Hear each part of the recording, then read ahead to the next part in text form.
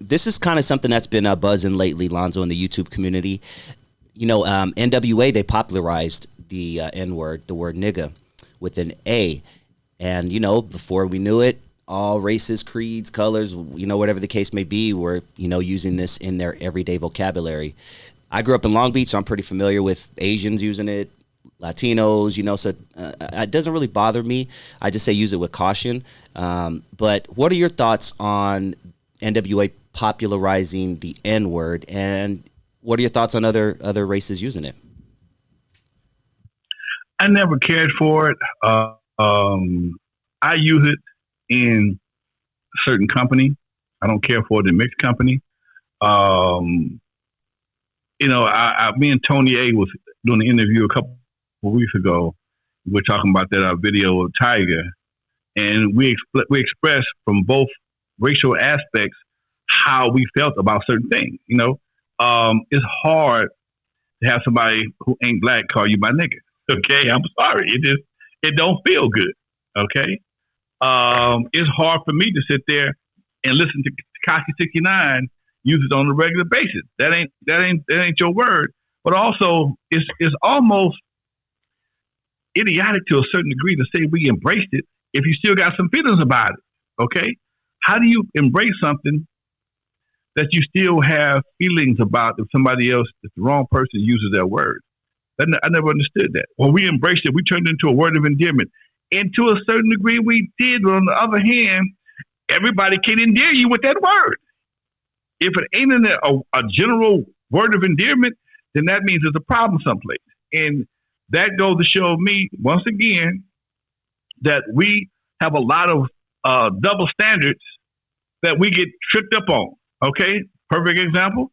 Girls can call each other bitch all day long. Bitch, give me a bitch. And let you say that shit. You finna get you a case.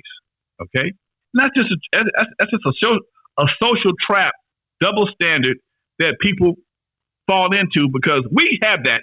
Most people, I don't know any other race that have the same social trap that we have and double standards that we have. I don't know anybody that does that. You can't call certain people certain things. I don't give a damn who it is. You use the K word around Jewish people, you're gonna get. They don't do that, but we do that. You know, we allow things that maybe shouldn't be allowed, man. And for the most part, if somebody puts enough money behind it, we'll buy it. Ta-da! I think you mentioned back in your day that when a black man called another black man a nigga, it was more of an insult. Were you the one that told me that? Yeah. I heard my daddy say it a couple times. He said it with disgust. That nigga, oh my God. You know, he would tell me, don't nigger your car. Don't go nigger in your car all up. What you mean by that, Dad? Put all that shit on your car, that shiny shit. And that, you know, back in the day in the 70s, poor people did some shit to their cars, big ass headlights and lamps on the hood and shit. Don't go nigger in your car because you can't sell it to nobody. You know, and that was his thing, you know. So he has his own interpretation and his own way of using the word, and he never used it as a word of endearment that I can recall. This is something we've also talked about in the past to an extent, but Bill Maher, comedian Bill Maher, is being slammed for his recent comments against, quote, body positivity. His quote, "Have you ever seen a fat 90-year-old?" has caused some controversy. What are your thoughts on that story? You know what? I agree with Bill Maher. I'm sorry, man. I'm sorry. I believe that. Look, I don't want to shame your body, but if I'm concerned for your health, your body will show me that you're unhealthy. If somebody I care about, if you 50, 60, 70 pounds overweight, and I care about you, it's not about shaming, it's about concern. And it's like we're in the generation of everything is okay. Don't worry about it. You do what you want to do. Everything is fine till you get diabetes. What about that toe? What about that foot you lost? You know, and dude, I see this all the time. And you're fighting. I think you're fighting pharmaceutical companies that promote this propaganda, because it's impossible to tell somebody that you majorly overweight and you're not going to have some complications. But don't worry about it. We got some insulin for you. And we just got a bill passed this week that brings the cost of insulin down, where the drug companies can now negotiate. No, I'm sorry, the government can now negotiate with drug companies, because up until then, whatever they said the price was, we were the only ones had this problem. Whatever they said the price was, that's what we had to pay. Wasn't no negotiations, especially for Medicare and Medicaid. Okay, whatever they set the price for, whatever they set the price at, that's what we paid. No negotiation. Baby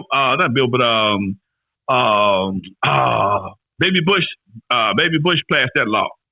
Okay, George Bush Jr., whatever his name, the second, third, whatever, the short one, he passed that law. He passed a couple of laws that has ruined people's lives forever. One was no negotiating with the pharmaceutical companies.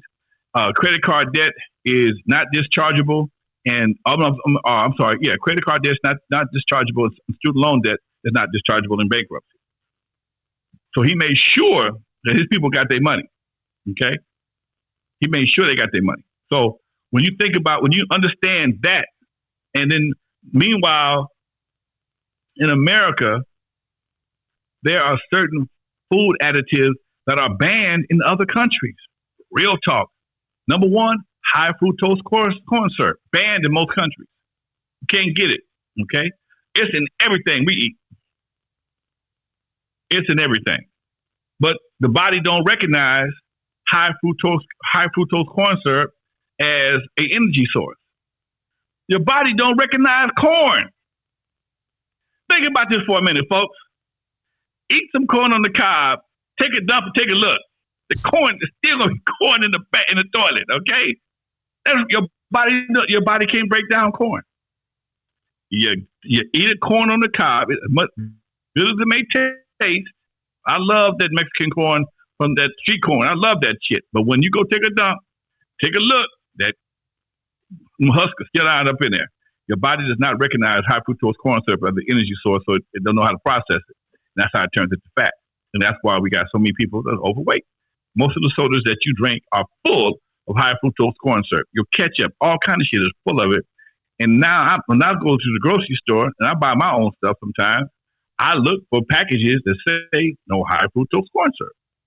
But if you go to China or England, don't worry about it, because they ain't gonna be there no place. They banned that shit a long time ago. You can't buy Skittles in certain countries.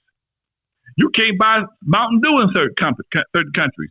But America don't care, because shit, our health care is if we pay for our own health care.